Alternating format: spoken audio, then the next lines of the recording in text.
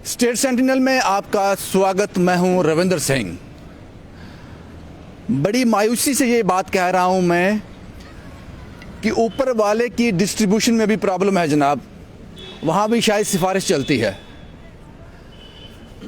कुछ वाकया मैं आपके साथ साझा करने जा रहा हूँ, बड़ा ही अफसोसजनक।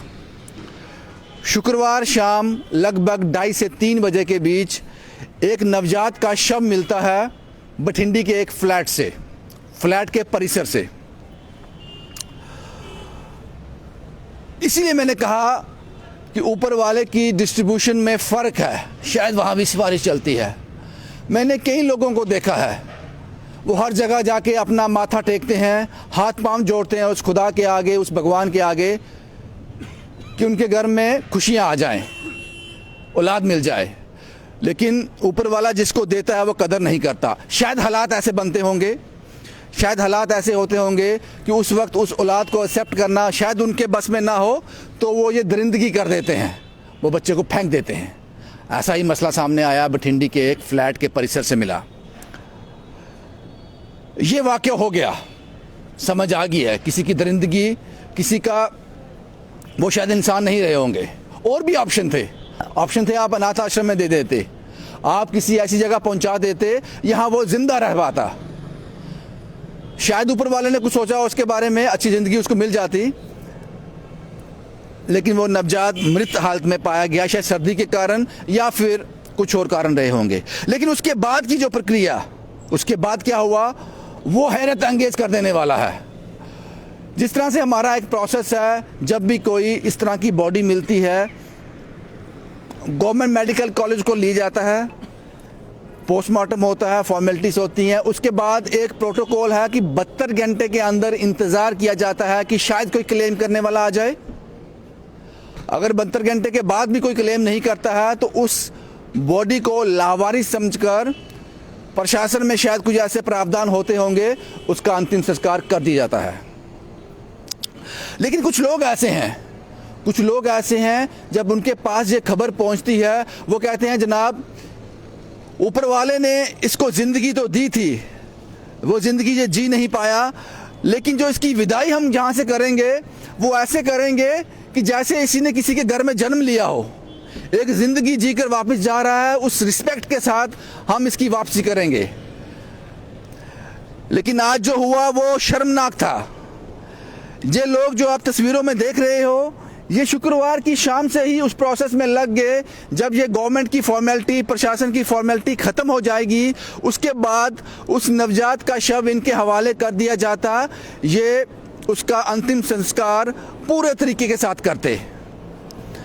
लेकिन 72 घंटे बीत जाने के बाद जब आज ये गवर्नमेंट मेडिकल कॉलेज में गए, इनके साथ क्या हुआ, वो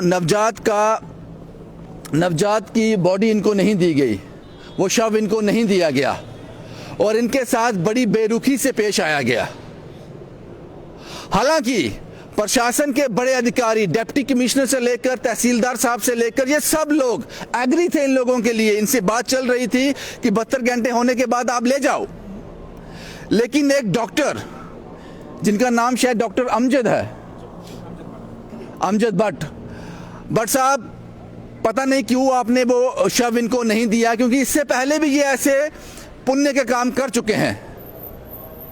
पता नहीं आपने क्यों नहीं दिया, वो क्या कारण रहे होंगे, हमें उसकी जानकारी नहीं है। लेकिन जब डिप्टी कमिश्नर साहब कह रहे थे, तहसीलदार साहब कह रहे थे, ये सब लोग कह रहे थे, पता नहीं क्या कारण रहे होंगे। जो मैं समझ पा रहा हूं कारण, शायद मैं गलत हो सकता हूं, लेकिन वो मैं कैमरे पे बयान नहीं करना चाहता। जो मेरी समझ में आ रहे हैं, और कोई कारण नहीं हो सकते। कुछ लोग यहाँ पे हैं, इनसे बात करते हैं। आपका नाम क्या साहब? अशोक शर्मा सर। अशोक साहब, 72 घंटे के अंदर आपने पूरा प्रोसीजर फॉलो किया? बिल्कुल सर, जो 72 आवर का प्रोसेस रहता है हमने पूरा फॉलो किया। सबसे पहले हम ये कहते हैं ये प्रोसेस गलत है, लेकिन अगर ये गवर्नमेंट ने बनाया है, जो भी है एडमिनिस्ट्रेशन ने बनाया है, हमने ये फॉलो किया। लेकिन 72 घंटे के बाद जो प्रोसेस रहता है वो अमजद भट्ट साहब ने नहीं फॉलो किया। 72 घंटे के बाद ये प्रोसेस रहता है कि आप किसी भी तरह से उस बच्चे को वहाँ पे नहीं रख सकते हो। उन्होंने 72 घंटे के बाद भी उस बच्चे को वहाँ पे रखा। एग्जैक्ट हुआ क्या, शुरू से बताओ कि जब आपने प्रोसेस शुरू किया क्या बातचीत हुई, पूरी डिटेल में बताओ। हमें जैसे ये फ्राइडे को ये इन तक बच्चा पहुंचा, हम इनके पास गए, इन्होंने कहा कि ठीक है आप 72 हॉर्स वेट कीजिएगा, उसके बाद हम आपको ये हैंडओवर कर देंगे, जो भी अपना प्रोसेस रहेगा 72 हॉर्स के बाद आप लेकर इसका क्रीमेशन कर दीजिएगा। इन्होंने पूछा कहाँ करना है, हमने इनको जगह भी बताई कि हम वहाँ पे करेंगे उत्तर वैनी में। इन्होंने कहा ठीक है 72 हॉर्स के बाद आ जाइए। हम लगातार पुलिस के संपर्क में भी थे जिनके अंडर ये केस आता था बठिंडी, उन्होंने भी हमें पूरा आश्वासन दिया और कोऑपरेट भी किया। मॉर्निंग से ये सबसे पहले हम 10 बजे से पहुंच गए थे, हमें 10 बजे का टाइम दिया गया था, 10:30 हम पहुंच गए थे। मॉर्निंग से ये डिले किए जा रहे थे अमजद भट्ट साहब। पहले तो ये मॉर्निंग में आए नहीं कि अभी आए नहीं है, इंचार्ज साहब आए नहीं है, ठीक है 11:30 बजे आते हैं अपने आराम से। हम इनके पास गए, मैंने कहा टाइम हो रहा है, शाम के टाइम हमारे रिचुअल्स में नहीं आता है कि रात को हम क्रीमेट करेंगे। तो इन्होंने कहा कि थोड़ा टाइम दीजिए, हम करते हैं। मैं इनका ये देख रहा हूँ थोड़े थोड़े करते करते 2 बज गए, इन्होंने उस चीज़ के लिए ध्यान ही नहीं दिया। उसके बाद आप मानोगे मैंने डीसी साहब से भी कॉल करवाई। मैं उन तहसीलदार साहब का नाम नहीं जानता हूँ, बाहू से हैं। साहब ने क्या कहा? डीसी साहब ने कहा आप बहुत अच्छा काम कर रहे हो और मैं अभी आपको कॉल करवाता हूँ, पुलिस की तरफ से भी कोऑपरेट करवाता हूँ और यहाँ से भी जीएमसी से भी। उन्होंने भारत भूषण साहब जी को कॉल की, जो ड्यूटी सुपरिटेंडेंट है, वो खुद वहाँ पे आए जीएमसी में। हाँ जी, वो खुद वहाँ पे नीचे आए, मॉर्चरी रूम में आए और अमजद भट्ट साहब जी को बोलने लगे कि बच्चे के जो भी है डेड बॉडी का क्रीमेशन के लिए इनको दे दो। भट्ट साहब का क्या रिप्लाई रहता है वहाँ पे भी कि कॉल पे ये काम नहीं होते हैं, आप रिटर्न लिखवा कर लाओ। अच्छा, कॉल पे ये काम नहीं होते हैं, आप रिटर्न लिखवा कर लाओ। मैंने कहा भट्ट साहब 3 बज रहे हैं, आपने अगर यही प्रोसेस करना था, हम 10 बजे से यहाँ थे। जब हम 3 दिन इतना काम कर सकते थे, क्या आपके लिए एक रिटर्न लिख के नहीं ला सकते थे क्या? आप हमें थोड़ी देर पहले भी बता देते थे, हम अभी भी ला सकते हैं। ठीक है। उन्होंने उसके बाद भी उनका यही रिप्लाई था कि आज मैं डेड बॉडी नहीं दूंगा, मुझे आप किसी से कॉल करवा लो। जबकि उन्होंने एक वीडियो में लाइव भी कहा है कि आप मोदी से कॉल भी करवा लोगे, मैं डेड बॉडी आज नहीं दूंगा क्रीमेट करने के लिए। मुझे ये बताया कारण क्या था? मैं यही चीज जानना चाहता था कि जनाब कारण क्या है? जो आपकी मानसिकता दर्शा रही थी ना, जो आपकी वही ये बात आ गई कि ऑन कैमरा हम ये बात नहीं कहेंगे क्योंकि हम एक भाईचारा रखना चाहते हैं, लेकिन आपकी मानसिकता कुछ और दर्शा रही थी। एडमिनिस्ट्रेशन कोऑपरेट कर रही है, पुलिस पब्लिक हमारे साथ कोऑपरेट कर रही है, मीडिया कोऑपरेट कर रही है, हर एक पर्सन, ये जो भाई बैठे हैं ना, ये जो सारे आए थे ना, ये कोऑपरेट आपस में कोऑपरेशन ही है ना, सभी सारे साथ होकर चल रहे हैं, हर एक बंदा कोऑपरेट कर रहा है, आपके सीनियर्स कोऑपरेट कर रहे हैं। सिर्फ आपको ही दिक्कत क्यों है भट्ट साहब? थोड़ा ये समझा देंगे मुझे। मैं उनका नाम नहीं जानूंगा, तहसीलदार साहब जी का नाम नहीं जानता हूं, लेकिन उन्होंने ना 15 बार हमें खुद कॉल किया होगा कि अशोक जी कहाँ कोई दिक्कत आ रही है। 15 बार उन्होंने बोला, उन्होंने कॉल में कहा कि ऐसा कोई प्रोसेस ही नहीं है। जब 72 हॉर्स हो गए हैं तो किस अथॉरिटी से ये अपने पास बच्चा रख रहे हैं? एब्सोल्युटली। हमारे साथ ये एडवोकेट साहब हैं, विशाल साहब, वो क्या आपके साथ वर्ड एक्सचेंज हुआ अमजद साहब का, वो क्या था? सर, जब हम सुबह 10:30 बजे हम इसलिए गए क्योंकि हमने जो बठिंडी पुलिस पोस्ट थी वहाँ पे के जो इंचार्ज थे, हमने उनसे बात की थी कि सर जो हम ये जो बच्चे का क्रीमेशन करना है, ये बॉडी हमारे पास कब आएगी? उन्होंने बोला कि मैंने उनको बोला कि सर कोई फॉर्मेलिटी देनी है, कोई आधार कार्ड, कोई एप्लीकेशन। ये जो इस वक्त बठिंडी में इंचार्ज हैं एसआई साहब, अच्छा, ठीक है। उन्होंने बोला सर ऐसा कुछ नहीं देना है। जब हम ये सब लोग तो एग्री थे, लेकिन अमजद साहब ने क्यों, वहाँ क्या आपकी वार्तालाप? अमजद साहब ने पहले तो जब हम सुबह गए उनके पास तो मैंने बड़े पोलाइट वे से बोला कि सर एक सबमिशन है। हाँ जी बोलिए। मैंने बोला सर वो बठिंडी से बच्चा आया है, आज उसके 72 जो घंटे हैं वो पूरे हो गए हैं। तो कहते हैं अच्छा। तो मैंने बोला सर वो हमें बॉडी दे दो, हमने उसका क्रीमेशन करना है। कहते हैं आप कौन है उस बच्चे के? मैंने बोला सर अगर मैं उस बच्चे का कुछ होता तो मैं उस बच्चे को शायद बाहर नहीं फेंकता। एक इंसानियत के नाते हम सारे जितने भी भाई हैं सोशल एक्टिविस्ट इस बच्चे का क्रिमिनेशन करने आए हैं। हम ये पहली बार ही नहीं कर रहे हैं, ये चौथा बच्चा है शायद। फिर क्या बोला उन्होंने? तो कहते हैं अच्छा वेरी गुड, बड़ा अच्छा काम कर रहे हैं, लेकिन बॉडी आपको नहीं मिलेगी। हमने बोला सर क्यों, 72 घंटे तो हो गए हैं। कहते नहीं पहले डीसी साहब की परमिशन लाइए।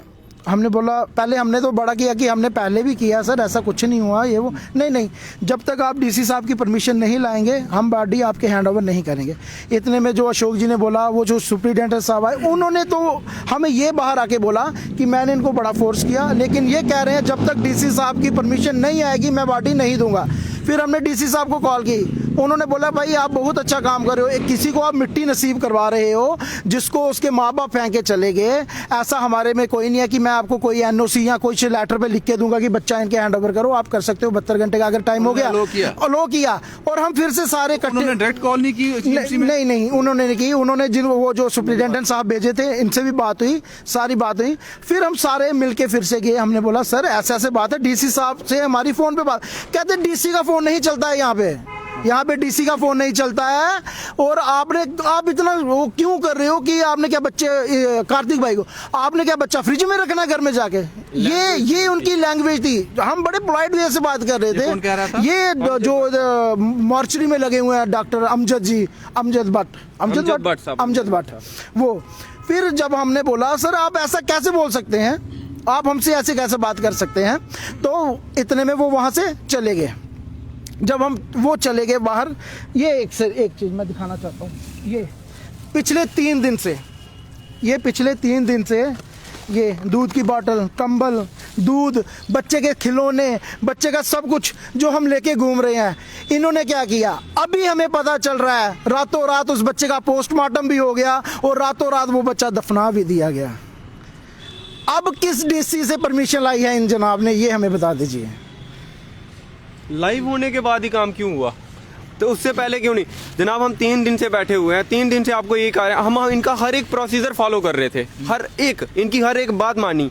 मुझे ये बता दीजिए जब आप इतनी तड़ी से इतनी ईगो से कह रहे हो, एक तो आप बात कर जिस तरह से बात कर रहे हो, मुझे ये बताओ बात वहाँ कट गई थी, डीसी साहब ने किसी को कॉल किया था? डीसी साहब ने ड्यूटी सुपरिटेंडेंट जी को कॉल किया था, ड्यूटी सुपरिटेंडेंट साहब खुद आए, तहसीलदार साहब ने भी उनको कॉल किया था, मुझे भी किया। शब्द हाँ बच्चों को आप दे दो, जो भी है जो इनसे करवा दो क्रिमेशन, अच्छा काम कर रहे हैं। नहीं मान रहे थे, सिर्फ एक भट्ट साहब नहीं मान रहे थे, भारत भूषण साहब खुद नीचे आए, उनके पास ड्यूटी सुपरिटेंडेंट खुद आए, हम वहाँ पे से सारे, उन्होंने खुद आकर बोला अच्छा है मैं भी बात करता हूँ। उन्होंने रिक्वेस्ट भी की, लेकिन उस पर्सन के अंदर ईगो, और उस ईगो भी छोड़ो उसकी मानसिकता दिखा रही थी कि वो क्यों नहीं मान रहे थे। आप अपने रास्ते से भटक मत जाना, जो काम कर रहे हो करते रहना, ऐसी बाधाएं आती रहेंगी, ये चलता रहेगा। ये अनिल साहब हैं, ये भी इसका हिस्सा थे। अनिल साहब आज कुछ दुख हुआ? सर बहुत दुख हुआ सर, दुख तो हमको 3 दिन पहले ही हो गया था जब हमको पता चला था कि एक डेड बॉडी बच्चे की मिली है।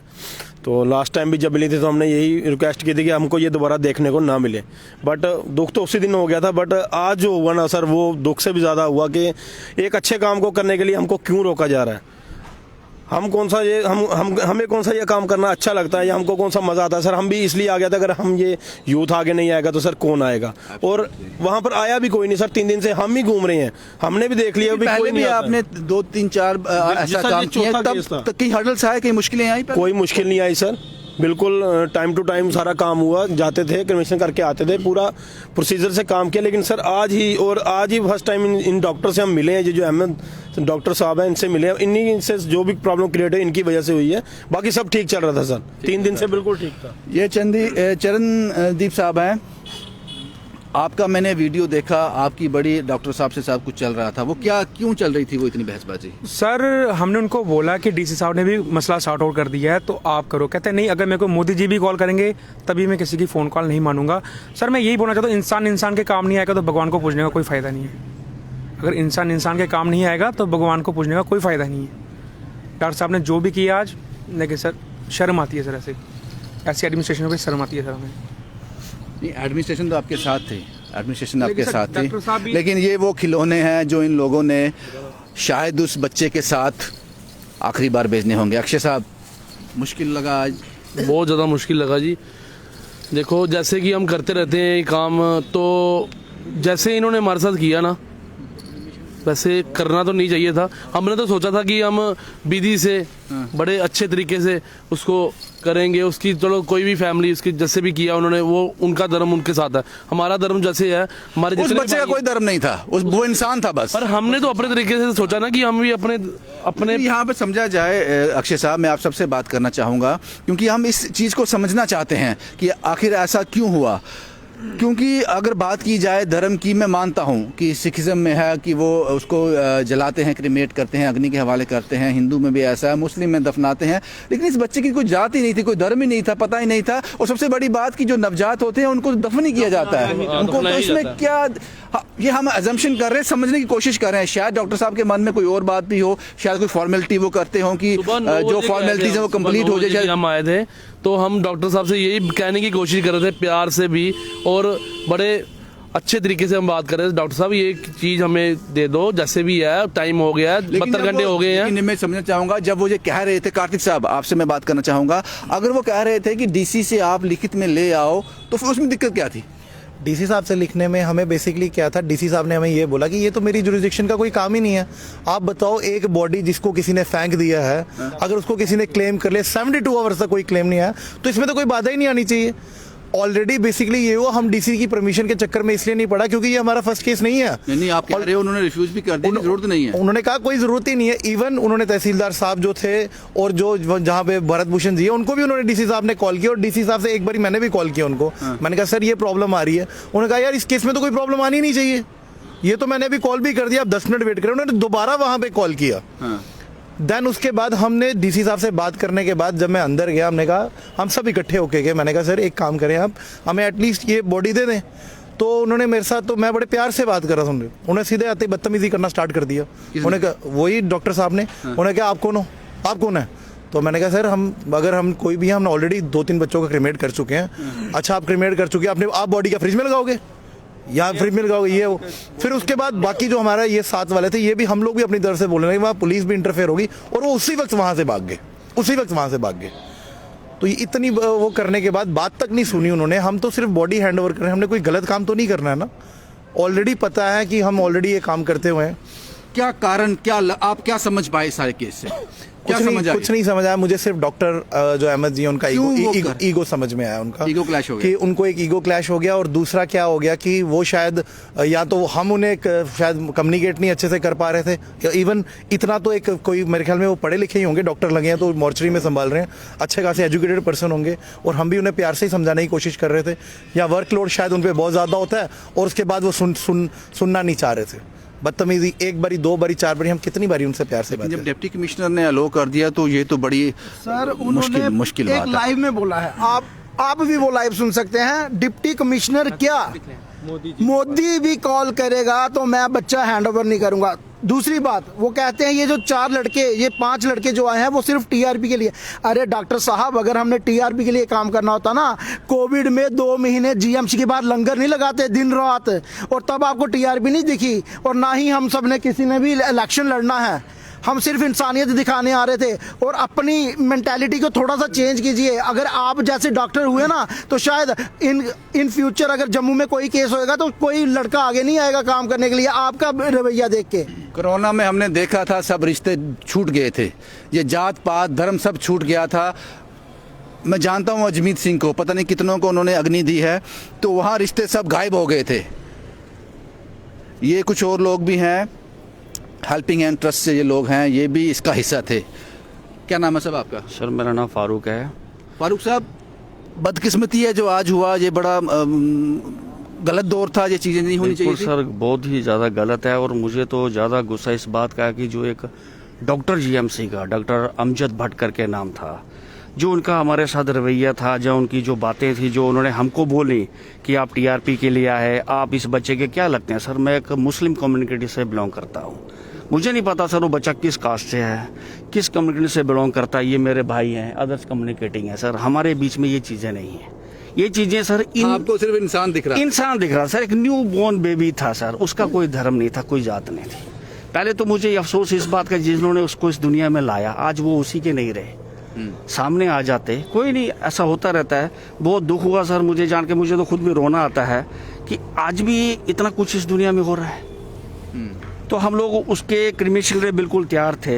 मैं अपने ढंग से कर लेता, अगर हमें पता लगता ये मुस्लिम है तो मैं खुद होता इनके साथ, अगर अदर कास्ट का होता या कम्युनिकेट से, ये भाई भी थे मेरे साथ, हमने काफी काम किया। हिंदू था, मुस्लिम था, सिख था, वो नहीं ये कैसे था, मुझे लगा अगर कोई ऐसा, क्योंकि ये मसला सर है सफा वैली बठिंडी से था, तो कहीं ना कहीं ये चीज लगी कि ये कुछ उस कम्युनिटी से बिलोंग करेगा, इसी वजह से हमारे यहाँ मैं भी इनके साथ आ गया। मैं इसका हो सकता है मतलब हिंदू, मुस्लिम, सिख, ईसाई, ये धर्म आज भी एग्जिस्ट करते हैं। मेरे साथ थी, हर आदमी ने हमें किया कि आप बहुत अच्छा काम करो बेटा, आप जाओ करो, कोई इशू नहीं है। इस डॉक्टर को प्रॉब्लम क्या है? मेरा इसी से एक सवाल, इसको क्या प्रॉब्लम है? फारूक साहब छोटे से बच्चे का पोस्टमार्टम क्यों? उसने तो अभी रहे हैं, और जाहिर सी बात है इन सब लोगों में आज मायूसी भी है और सवाल भी है। सवाल भी हैं क्योंकि ये पहली बार नहीं है, और मैंने इनसे कहा, जब मैं इनसे मिला आकर, ये मायूस थे, ये बहुत मायूस थे। मैंने कहा जनाब जिस डगर पे चल रहे हो, जिस रास्ते पे चल रहे हो, इसको छोड़ना नहीं। इसमें कई लोग आपको इस राह से भटकाने के लिए आएंगे। जो लोग कुछ नहीं कर सकते वो सिर्फ रोकने का काम करते हैं। तो आपको अपनी विज़न जो है वो अपने गोल पे रखना है कि आपको करना क्या है। ये चिंकल साहब हैं। चिंकल साहब, सर मैं ज़्यादा तो कुछ नहीं बोलूँगा, मैं बस इतना ही बोलूँगा आपके माध्यम से, आपके चैनल के माध्यम से, कि जिन्होंने भी ये घिनौना काम किया है, भगवान उन्हें कभी माफ़ नहीं करे। बहुत कुछ कह बस दिया आपने। सर, बस मैं इतना ही बोलूँगा। आपने बहुत कुछ कह दिया भाई। ये आज का वाक़या था। ये पिछले 72 घंटे इन लोगों के लिए कश्मकश भरे थे। अगर डिप्टी कमिश्नर साहब ने, अंशुल गर्ग साहब, अगर उन्होंने अलो कर दिया था, उसके बाद तहसीलदार साहब से भी इनकी बात हुई है, वो रिकॉर्डिंग भी है इनके पास, उन्होंने भी अलो कर दिया था। उसके बाद डॉक्टर भारत भूषण जो बहुत ही अच्छे इंसान है, बहुत ही बढ़िया इंसान है गवर्नमेंट मेडिकल कॉलेज में, उन्होंने भी मॉर्चरी में जाकर सब कुछ अलो कर दिया था। तो डॉक्टर साहब, फिर कुछ सवाल ऐसे हैं, कुछ सवाल ऐसे हैं, इन किसी ने भी उस बॉडी को फ्रिज में नहीं लगाना था। उसको जिसकी अमानत थी उसको वापस करना था। ये कहना था जनाब ऊपर वाले तूने तो भेजा था, लेकिन हम लोग इस काबिल नहीं कि इसको यहाँ जगह दे सकें, इसलिए इज्जत के साथ इसको वापस कर रहे हैं। भाई यही करना था। शुभम कुमार के साथ Ravinder Singh, the state sentinel के लिए।